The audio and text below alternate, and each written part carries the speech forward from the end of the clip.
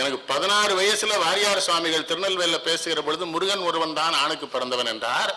நான் கூட்டத்திலிருந்து சொன்னேன், பிரம்மாவும் ஆணுக்கு பிறந்தவன் தான். பிரம்மாவும் திருமாலுடைய தொப்புள் கொடியில் உதைத்த தாமரையில் மறந்தவர் தானே அவர். கருப்பை தாமரை போல இருக்கும், கருப்பை தாமரை போல இருக்கும். அதனால்தான் கருப்பைக்கு எவன் உரியவனோ அவன் தாமரையிலே மலர்ந்தான் என்று தமிழ் நமக்கு காட்டியது பிரம்மாவை. அவன் தாமரையில மலர்ந்தான். இன்னும் தென்பாண்டி நாட்டுல இசைஞானியாவுக்கு தெரியும், அவர் எங்க பக்கத்தாழ அங்க பேசுவாங்க. பெண்கள் கிராமத்துல என் ஈரக்குடல் தாமரைக்காய் அத்து ஒண்ணு வளர்த்தன. தாமரைக்காய் என்பது கர்ப்பப்பை. அதுதான் நீங்க சொல்லியிருக்கீங்களா வெளிப்படையா. திரைப்படத்துறையில் கண்ணதாசன் என்னை அங்கீகரிக்க வேண்டும், அரவணைக்க வேண்டும் நான் எதிர்பார்த்தேன், நிகழ்ந்ததுன்னு சொல்றாங்க வாலியை. அவர் எழுதுவார், மங்கள மங்கையும் மாப்பிள்ளையும் அங்கு கைகள் கலந்தாட, மஞ்சள் முகத்தில் வெண்பரை நெற்றியில் வேர்வை வளைந்தோட, சங்கொலியில் அந்த பஞ்சனையில் ஒரு சம்பவம் உண்டாக, தாமரை கோயிலில் பிள்ளை வளர்ந்தான் மல்லிகை செண்டாக.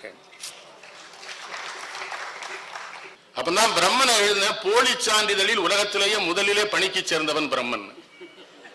பிரணவ மந்திரம் தெரியாமலே அப்பாயின்மெண்ட்ல இருந்திருக்கான் பாருங்க. இது ரொம்ப நாளா நடந்திருக்கு. ஒன்று, அது மச்சினனுக்கு மச்சினன் தகராறு.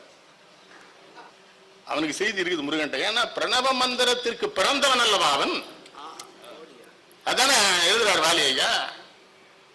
அவன் நெற்றியில் உமிழ்ந்தது நெருப்பை, அதில் அதுதான் அவனது கருப்பைங்கிறார். நெருப்பு தான் கருப்பை.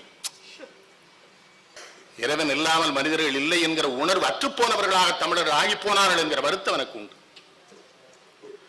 ஆனால் அப்படி கருதுகிறவர்களை கூட இறைவன் காப்பாற்றிக் கொண்டிருக்கிறான் என்பதையும் அவனுடைய கருணை நமக்கு உணர்த்துகிறார். தமிழ் கடவுள்